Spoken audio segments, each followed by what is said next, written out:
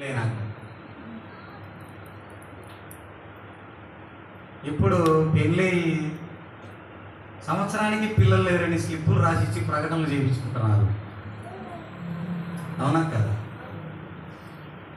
నేను మా అమ్మని అడిగినాను, ఎప్పుడన్నా నంద్యాల సంఘంలో ప్రకటన చేసినారా అంటే లేదు నాయన,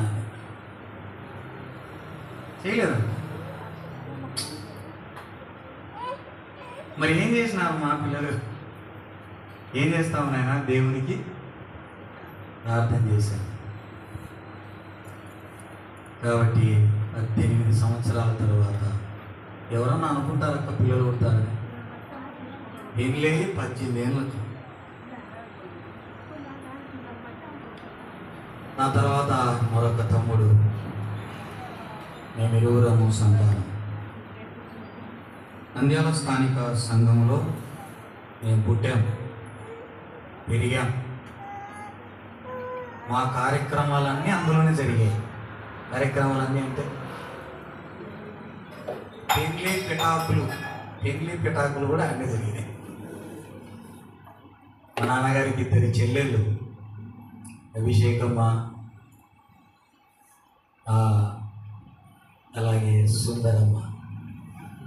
సుందరమ్మ గారి మొదటి సంతానమే ఇక్కడ సేవకురాలుగా ఉన్న అన్నమ్మ గారు. మా నాన్నకి 2 చెల్లెళ్ళు, ఒకరు అభిషేకమ్మ, మరొకరు సుందరమ్మ గారి ప్రథమ సంతానమే ఈ స్థానిక సంఘంలో ఉన్న అన్నమ్మ గారు. అంటే నాకేమవుతుంది, పిల్లలకు వరసలు తెలియలేదక్క, చాలా జాగ్రత్త. ఇప్పుడున్న యవనస్తులకు అన్నీ తెలుసు కానీ ఏం తెలియవు, వరసలు తెలియవు. బైబిల్లో వరసలు దండి ఉన్నాయి, నేర్పించండి పిల్లలు. ఏమన్నా పెళ్లి జరిగితే బంధువులు ఇళ్ళకి తీసుకొని పోండి పిల్లలు. పెళ్ళికి పోయి ఏం చెప్పాలా, నాయన ఈమె చిన్నమ్మ అవుతుందిరా, ఈమె కూతురు నీకు చెల్లెలు అవుతుంది, ఈమె వదిన అవుతుంది, ఈయన బావ అవుతాడు, వీళ్ళు మనకి ఇట్లా బంధువులు అవుతారు నాయన, ఇలా ఇంటి పేరు ఇది, వాళ్ళది ఇదని చెప్పాలన్నా. చెప్పకపోతే ఏమవుతుందన్నా అనే ప్రశ్న మనం వేసుకుంటే ఏమవుతుంది తెలుసా? ఏదో ఒక రోజు వాడు చిల్లలు ఊరిసే అమ్మాయిని ప్రేమించి ఇంటికి తీసుకొని వస్తాడు. ఏమో వినపడుతుందా? జరిగింది ఇట్లా. నేను ప్రేమించిన ఆయన అంటే సర్లేదా, ఏం చేస్తాం, కాలం అట్లుంది, పెద్దలతో మాట్లాడదాం లేదు కూర్చొని పెద్దలతో మాట్లాడాను. మీ ఇంటి పేరు ఏం పేరు, మా ఇంటి పేరు ఏం పేరు, మీదేవరు మాదేవరు అని మాట్లాడుకుంటూ ఉంది. ఈ వరుసలో ఏమైందక్క పాప, చెల్లెలైంది. ఒరే నీకు చెల్లెలైతారా అమ్మాయి, మేము పెద్దలు మాట్లాడుకున్నాం నాయన గోత్రాలు ఈ ఊరి పేర్లు అన్నట్టు. లేదు, నేను ఆ అమ్మాయినే చేసుకునేది అన్నాడు. ఇక ముళ్ళుగర తీసుకొని బెల్ట్ తీసుకొని ఇంట్లో వాయించి పెట్టాను. అమ్మాయి కూడా అట్నేంటుంది, అన్న అయితే ఏం చేసుకుంటలేంటుంది. బెల్ట్ తీసుకొని కొడితే కుడుములు కట్టినాయి ఇద్దరికి. యవనస్తులారా, తల్లిదండ్రులారా, ఏం చెప్పాలా పిల్లలకు? వరుసలు చెప్పండి అక్క, వరుసలు చెప్పండి. ఇప్పుడు అన్నమ్మక్క నాకేమవుతుంది, వదిన. మాకు అక్క చెల్లెలు లేరు కనుక ఎవరు కనపడినా అక్కనే. మాకు అక్క చెల్లెలు లేరు. నా భార్యకు అక్క ఉంది, నాకేమవుతుంది, అయినా అక్కనే. నా భార్యకు తల్లి ఉంది, ఏమవుతుంది నాకు, అయినా నాకు అక్కనే. ఎక్కడుంది ఈ సూత్రం అంటే బైబిల్ గ్రంథంలో ఈ సూత్రం. భారతదేశం నా మాతృభూమి, భారతీయులందరూ సంఘంలో ఉన్నప్పుడు నా భార్య కూడా సహోదరినే. ఇంట్లో ఉన్నప్పుడే తను నాకు భార్య, సంఘంలో ఉన్నప్పుడు ప్రాణేశ్వరి కామ సహోదరి. 2 పదాలు పక్క పక్కనే ఉన్నాయి. ఏ గ్రంథంలో? రామగీతంలో. వెరీ గుడ్ అక్క. అమ్మో, ఇక్కడ వాక్యం తెలిసిన ఉన్నారు అక్క, నేను జాగ్రత్త ఉండాల్సిందే. మా నాన్న ఇంట్లో వాళ్ళందరూ రక్షణ పొందినారక్క, నేను నా తమ్ముడు తప్ప అని మా అత్త చెప్పింది నాకు, సుందరమ్మ గారు. ఒకరోజు మా నాయన దేవుని దగ్గరికి వెళ్ళిపోయినాడు. ఏముంది అందరూ చచ్చిపోయింటే మా నాయన చచ్చిపోయినాడే అనుకున్నాడు. ఎందుకంటే మా కాలేజీలో దేవుడు లేడు అనే వాదించే స్టూడెంట్ ఫెడరేషన్ ఆఫ్ ఇండియా అనే సంస్థకు మా కాలేజీలో నేను నాయకుడిని. SFI అంటారు కదా, స్టూడెంట్స్ ఉన్నారు ఇక్కడ. దేవుడు ఎక్కడ ఉన్నారా? మళ్ళీ మందిరంలో అన్ని పనులు చేసేదే, కానీ లోపలే ఉంటారక్క దేవుడు లేడు. ఒకరోజు మా ఆయన అయిపోయింది. ఓ బంధువులు స్నేహితులు అందరూ ఏడుస్తున్నారు, నేను ఒక్కని తప్ప. ఏ మనిషి ఏడ్చడం ఉన్నాను. నేను ఏడ్చడం మొదలు పెడితే అందరూ ఆపేసినారు.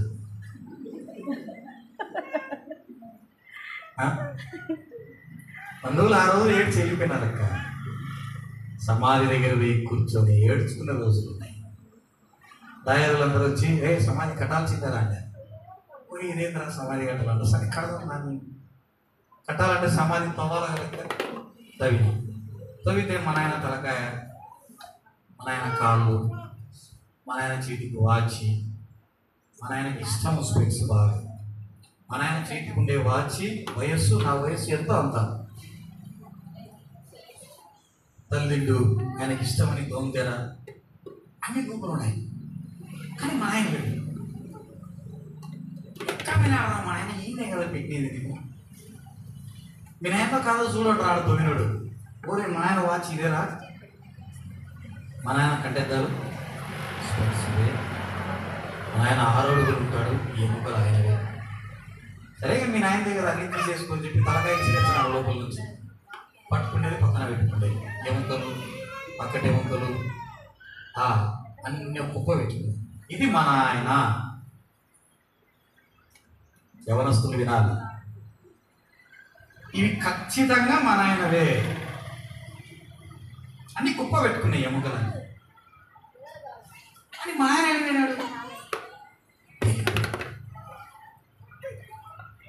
ఇంటికి సేవకులు వస్తూనే ఉన్నారు, చెప్తారు ఎక్కువైపోయింది. వస్తారు రాజు వినాయక దేవుడు ఒకరోజు మా అత్త వచ్చింది, మా చిన్నత్త సుందరమ్మ గారు. మా అత్త మీద నాకు గొంతు కాడుకుంది కోపం. మా నాయన చనిపోతే కనీసం మమ్మల్ని ఆదరించడం కూడా ఆదరించడం లేదు. ఏమేమి సేవకు రావురా, ఏమేం బైబిల్ చదువుతుంది అని గొంతు మీద ఎక్కువ కోపం ఉండేది నాకు. అయినా ఏమనేవాడిని కాదు. ఇంటికి వచ్చింది, మాట్లాడాలి, పలకరింది. సరే రా పెద్దోడా, ఒక 2 మాటలు చెప్పిపోతాను నాయన, కూర్చోరా అంటే కూర్చుంది. ప్రసంగి గ్రంథంలో 7వ అధ్యాయం తీసి, యవనస్తుడా నీ దృష్టి ఇష్టము చొప్పున నీవు నీ బుద్ధి ఉంటిని చేయి. వీటన్నిటిని బట్టి ఒకరోజు నీకు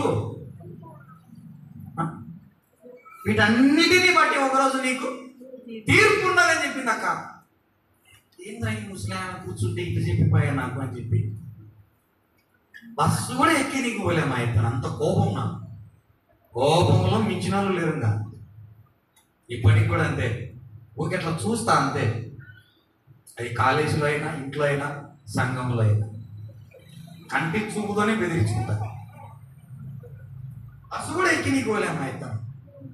ఎంతో చెప్పిపోయింది, ఏమో తీరుకుంటుందనే. యవనస్తుడా అని నేను చూస్తే యవనస్తుంది, ఏంద్రా ఈ బాధ అని చెప్పి మళ్ళా తీసి దాన్ని చదివి.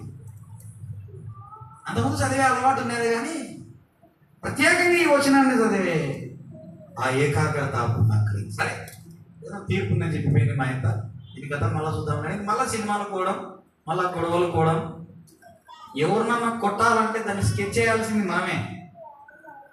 ఏమక్క ఫ్రెండ్స్ అంతా వచ్చి, రే ఈరోజు సినిమా హాల్లో వాడు దొరుకుతాడు, వాడిని మనం కొట్టాలంటే ఎన్ని గంటలకు వస్తాడు, వాడు దేని మీద వస్తాడు, ఎట్లా వస్తాడు, వాడిని ఆడ పట్టుకోవాలా, వాడిని ఎక్కడ కొట్టాలా, ఏం కట్ట ఎట్టెట్ట అని. హాకీ స్టిక్ ఉండేది నా దగ్గర. కర్నూలు జిల్లా డిస్ట్రిక్ట్ ప్లేయర్ నేను. హాకీ గ్రౌండ్లోకి దిగితే ఎవరు అడ్డం వచ్చేవాళ్ళు కాదు. వీలైతే కాలు కేసి కొడతా నేను, వాడు కింద పడిపోవాల్సిందే. స్టిక్ ఉండేది నాకు, స్టిక్ ఉండేది. ఎవరికి తెలియవు, సంఘంలో తెలియవు, ఇంట్లో తెలియవు, ఎవరు తెలియవు బయట చేసే కార్యాలు. మళ్ళీ ఇంట్లో మాత్రం గమనం ఉండేది, సంఘంలో మాత్రం మళ్ళీ లెటర్లు కడిగేది, చేపలు పడిసేది, లైట్లు వేసేది, మళ్ళీ ఇవన్నీ మామూలే. 2 గుర్రాల మీద స్వారీ ఎక్కం మనం. అటు మందిరానికి పోతుంటాం, అటు సినిమా హాల్కి పోతుంటాం. మా అమ్మకి తెలియదు బయటికి తీసేది, మా తమ్మునికి తెలియదు, మా బంధువులకి ఎవరికి తెలియదు, ఒక్కరికి కూడా అనుమానం రాలే మా మీద. ఒకరోజు దైవజనులు ప్రభుదాసయ్య గారు మా ఇంటికి ఎదురుగానే ఉంటాడు. 2007వ సంవత్సరం ఏప్రిల్ మాసం 13వ తారీఖు గృహ దర్శనాలలో భాగంగా ముందు మా ఇంటికి వస్తాడు. నేను డ్యూటీకి పోయి చెట్ల పడుకుని అలసిపోయి కూర్చున్నాను. అయ్యగారు వచ్చినారు, తక్కువ లేచి ఉన్నాళ్ళు అయ్యగారు కూర్చొని. ఆయన ఏడ్చుకుంటూ కూర్చుని, మీ నాన్నగారు పెద్ద ఎంత మంచివాడు, ఎంత మంచివాడు, ఇంతవరకు అలాంటి వ్యక్తిని నేను చూడలేదు. మీ నాన్నగారు నెమ్మదైన స్థలానికి వెళ్ళిపోయాడు. ఆయన ప్రదేశకు వెళ్ళిపోయాడు. నన్ను పెద్ద అని పిలుస్తాడు. మీ నాన్న ఉండే స్థలానికి నీవు వెళ్ళాలంటే నువ్వు కూడా యేసుక్రీస్తును నమ్ముకో. నీకు అన్నీ తెలుసు చిన్నప్పటి నుంచి. సండే స్కూల్లో ప్రైజులన్నీ మనవే, పరీక్ష పెడితే ప్రైజులన్నీ మనవే. చిన్న క్లాసులు ఇచ్చేవాళ్ళు, ఇప్పుడు ఎత్తి పెట్టుకున్నాయి, ట్రంకుపెట్ట వేసి పెట్టినాయి. పిల్లలకు ట్రంకుపెట్ట అంటే ఏదో తెలియదు, ట్యాలీ బ్యాగులు వచ్చినాయి. నీకు అన్నీ తెలుసు, తెలిసి నరకానికి వెళతావా? ఎంత ఘోరం నీ జీవితం అని యోహాను 1వ పత్రిక 1వ అధ్యాయం 6వ వచనం. అప్పటికే నా మనసులో మా ఇద్దరు చెప్పిపోయింది. దానికి కూడా మళ్ళీ ఈ దైవజనుడు వచ్చినాడు, చెప్పినాడు, యేసుక్రీస్తు నమ్ముకుంటే మీ నాయన స్థలానికి వెళతావు. నీలో ప్రభు గొప్ప వరాలు వచ్చాడు, నమ్ముకుంటావా యేసుక్రీస్తునని చిన్నగా చెప్పినాడు. ఆటోమేటిక్గా నా మోకాళ్ళు వచ్చినాను. సాయంత్రం 5:30 ఏప్రిల్ నెల 13వ తారీఖు 2007వ సంవత్సరం. మోకాళ్ళు వంగినాను, ఆటోమేటిక్గా నా మోకాళ్ళు వంగినాయి. ఏడ్చుకుంటూ ప్రభువా నేను పాపిని, అవును ఎవరికి తెలియని చీకటి పాపాలు నాలో ఉన్నాయి, నిజమే, నన్ను క్షమించు ప్రభువా. కళ్ళ నీళ్లు పెట్టుకొని పాపాలు మనసు తేలిక, పెద్ద నీవు ధన్యుడివి, ఈ రోజు నుంచి ప్రభు కొరకు జీవించు, ఎక్కువగా ప్రార్థన చేసుకో అని చెప్పేసి వెళ్ళిపోయినాడు దైవజనుడు. దేవా నిజమే నేను పాపిని, మా తల్లి అట్లే కూర్చుంది ఎదురు, నేను నా తల్లి ఉన్నాను, మొదము లేదు, నేను పాపాత్ముని ప్రభు అని ఒప్పుకుని నాలో మార్పు గమనించాడు సంఘ పెద్దలు.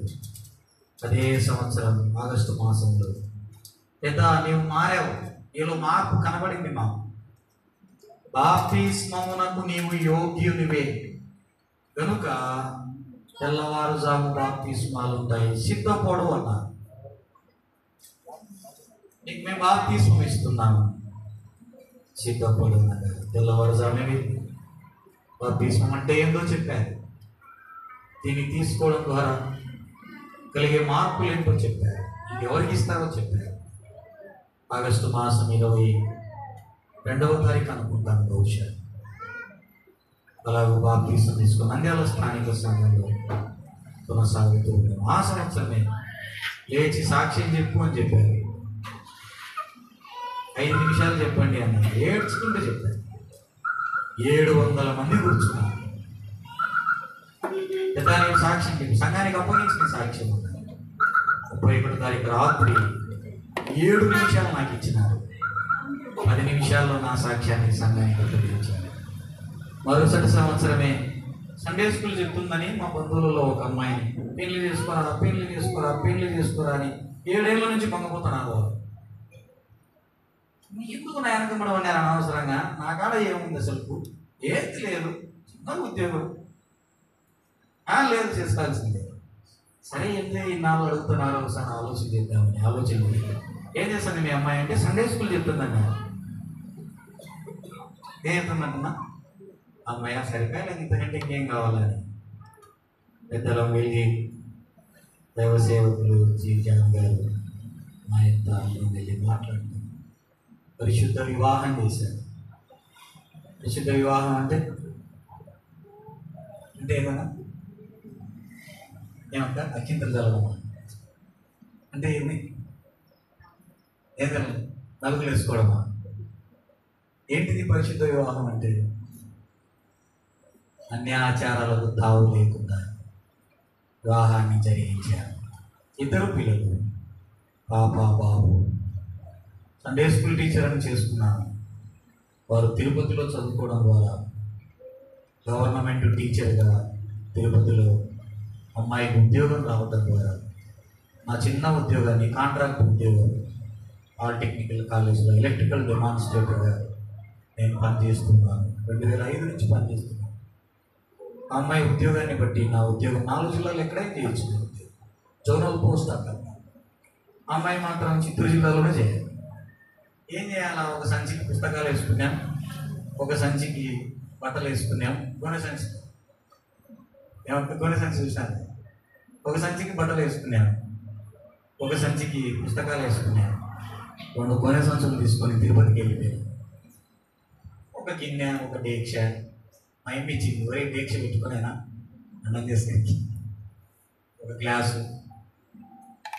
ప్రభు కృపను బట్టి తిరుపతిలో ఆ మందిరంలో కొనసాగుతుంది. ప్రభు ఇచ్చిన భారాన్ని బట్టి డాక్టర్ డి ప్రభుదాస్ గారు, మన ఫలితం మనకే ఉండాలి రాజు, ఎవరికో మనం ఎందుకు సేవ చేయాలి అని వారు కొంత ప్రోత్సహించగా 2021 ఫిబ్రవరి 7వ తారీఖు అగాపే క్రిస్టియన్ అసెంబ్లీ ఒక మారుమూల ప్రాంతం. అక్కడ దేవుళ్ళను తయారు చేస్తారు. ఎవరు తయారు చేస్తారక్క? మీకు ఏ దేవుడు కావాలంటే ఆ దేవుడు ఒకరిలో తయారు చేస్తారు. అలాంటి ప్రాంతానికి వెళ్ళి పత్రికలు వంచితే ఒక్క కుటుంబం రక్షించబడింది. ఆ కుటుంబాన్ని ఆధారం చేసుకొని పని చేయగా ఈరోజు ఒక 8 కుటుంబాలు కలిసి కూడుకునే ఆరాధన జరిగిస్తూ ఉన్నాం. ప్రభుత్వ ఉద్యోగం ఇద్దరం, ప్రభు పని ఇద్దరం. మేము ఏ రోజు వండుకుంటే ఆ రోజు వేస్తామక్క. యవనస్తులు చెప్పాలి, ఇప్పుడు ఎన్ని గంటలకు వండుకుంటాం? ఏ రోజు వండుకుంటే ఆ రోజే వేస్తాం ఇద్దరం. అంటే ఎన్ని గంటలకు వండుకుంటాం అక్క? 12 దాటినాక వండుకోవాలి. రాత్రి తెల్లవారి 4:30కు లేయాలి. నేను లేచినాకనే అలారం మోగుతుంది. నేను లేచి అలారం ఆఫ్ చేయాలి. చాలామంది అలారం మోగినాక లేచుంటారు. అట్లా కాదు, మేము కరెక్ట్గా అలారం 1 నిమిషం ఉన్నాక మోగుతా ఉన్నాక ముందు మా కళ్ళు తెరుచుకుంటాయి. మేము లేచి అలారం ఆఫ్ చేస్తాం. అంటే ఎన్ని గంటలు నిద్ర అవుతున్నట్టు చెప్పండి. మీకు ఇష్టం వచ్చింది చెప్పరు, ఎవరు ఏమడరండి. మహా అంటే 4 గంటలు, ఎక్కువ అంటే 5 గంటలు. అట్లయితేనే ప్రభుత్వం పని, ప్రభువు పని 2 జరుగుతాయి. 2 బ్యాలెన్స్డ్గా పోతుండాలి. ఏమీ నిర్లక్ష్యం చేయడానికి వీలు. ఏమాత్రం సెలవు దొరికినా ప్రభువు పని, ఒక అర్ధగంట దొరికినా ప్రభువు పని, 15 నిమిషాలు దొరికితే కూడా ప్రభువు పని. నిన్న పగలంతా ఒక చోట నిలబడ్డాం, రాత్రి అంతా ప్రయాణం చేశాం. మరి ఈరోజు పగలంతా నిలబడాలి, రాత్రి అంతా ప్రయాణం చేయాలి, మళ్ళీ రేపు పగలంతా ఒక చోట నిలబడాలి. మనం నిలబడితేనే పని జరుగుతుంది. ప్రశ్న, కూర్చున్నలకు పోవాలా, నిలబడినలకు పోవాలా? కరెక్ట్గా చెప్పాలా? చూడండి, బాగా ఆలోచన చేసి చెప్పండి. నిలబడినలక ఒకరోజు డాక్టర్ వైఎస్ రాజశేఖర రెడ్డిని కలసడానికి పోయినాడు. తెలుసు కదా ఆయన ఎవరైనా? మరపురాని ముఖ్యమంత్రి. ఆయన వస్తాను అందరం లేచి నిలబడి ఆయన కూర్చున్నాడు. ఇప్పుడు ఎవరు గొప్పలు? నిలబడాలంటే ఎవరు గొప్ప? కూర్చున్న వాళ్ళే ఆఫీసర్స్, నిలబడిన సర్వెంట్స్. ప్రశ్న, ఇప్పుడు ఈ మందిరంలో ఎవరు సర్వెంట్స్, ఎవరు బాసులు? చెప్పాలి మీరు చెప్తేనే నేను వాక్యం లేదు. మీరు యజమానులకు కాదు ఈ సంఘం. ఈ సంఘంలో నేను పనివాడిని, పని చేయడానికి వచ్చాను. మీ కింద నేను పని చేయడానికి వచ్చినాను. కూర్చున్న వాళ్ళకు కాళ్ళొప్పులు ఎక్కువ ఉంటాయా, నిలబడిన వాళ్ళకి కాళ్ళొప్పులు ఎక్కువ?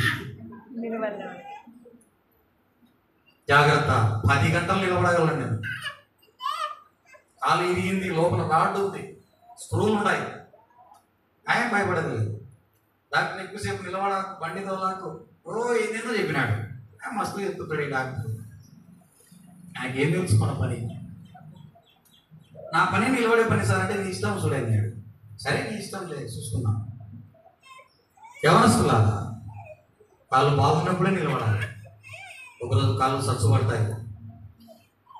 కళ్ళు బాగున్నప్పుడే, స్పెట్స్ రాకముందే చదివేయాలి. ఒకరోజు స్పెట్స్ వస్తాయి, ఒకరోజు స్పెట్స్ వస్తాయి.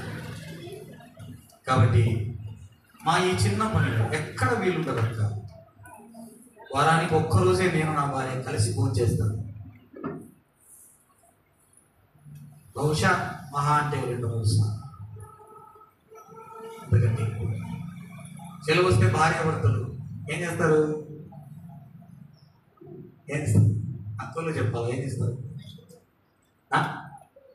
డబ్బులు లేకపోయినా క్రెడిట్ కార్డు గీకైనా సరే షాపింగ్ చేయాలి.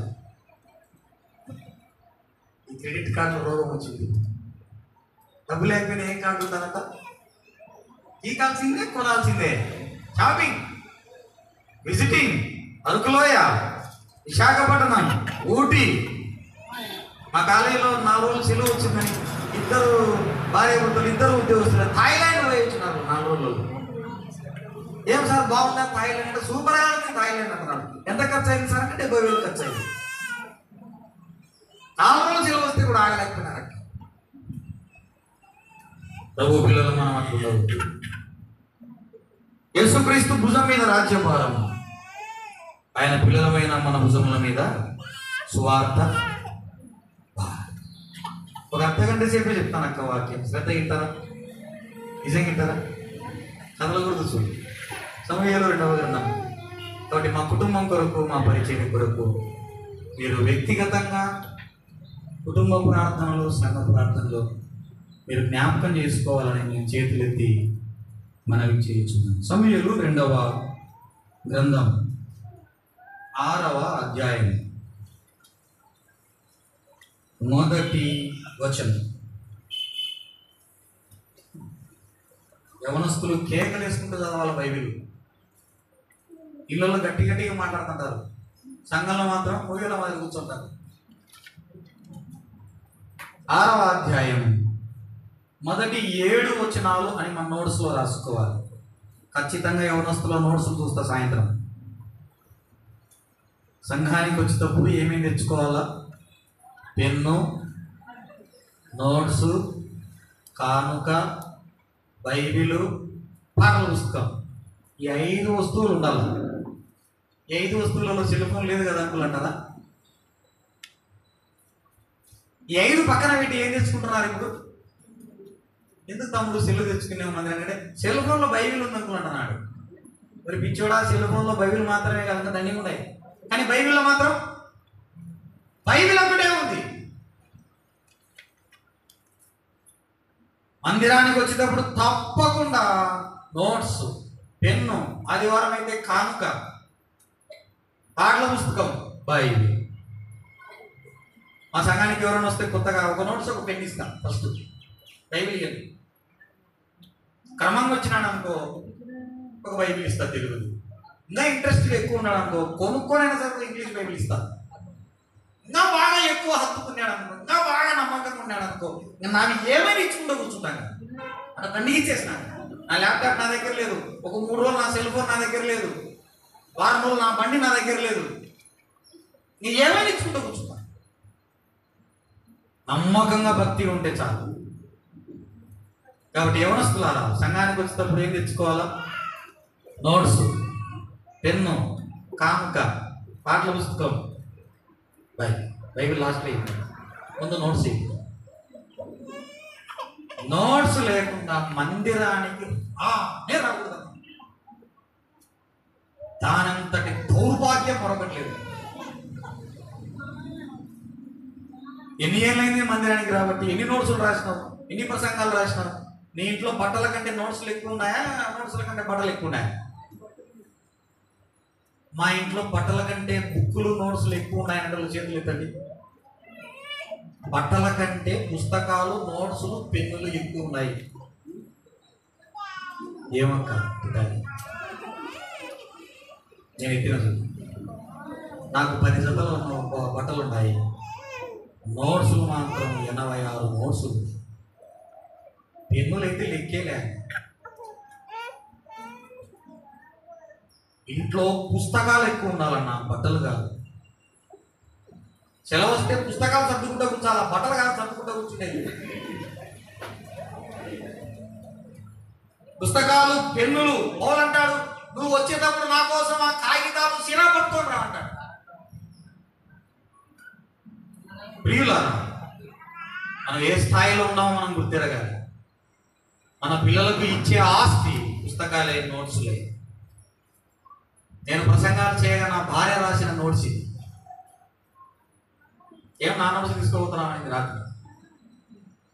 మర్చిపోతానేమో వాక్యం చూసుకొని బాగుంటుందని తెచ్చుకుంది. నా భార్య రాసిన నోట్స్ సూపర్గా అన్ని నీట్గా. చీర అడిగితే కొనేవి కానీ నోట్స్లు మాత్రం దాన్ని గురించి నా మీద నోరు తెలిసి ఏమన్నా చీర అడిగింది. చీర ఎందుకు 1000 రూపాయలు అనవసరంగా 500 రూపాయలు నోట్స్ కొనిస్తామా అని. చీర ఏంటి కక్క? కాబట్టి క్రైస్తవ జీవితంలో పుస్తకాలకు, పెన్నులకు, రాసుకోవడానికి, ధ్యానం చేయడానికి ఎక్కువ సమయాన్ని మనం కేటాయించాలి. మన సూట్ కేసు ఓపెన్ చేసి చూస్తే ఏం కనపడాలా? ఏం కనపడాలి? పుస్తకాలు, పెన్నులు. చదవన్నా 6వ అధ్యాయం 1 వచ్చిన ఊరికి అట్లా చదవండి. ఎవరు లేరా? అయితే నేనే చదువుతాను. తరువాత దావీదు ఇశ్రాయేలులో 30,000 మంది శూరులను సమకూర్చుకొని బయలుదేరి కెరూబుల మధ్య నివసించు సైన్యములకు అధిపతియగు యెహోవా తను తన నామము పెట్టబడిన దేవుని మందసమును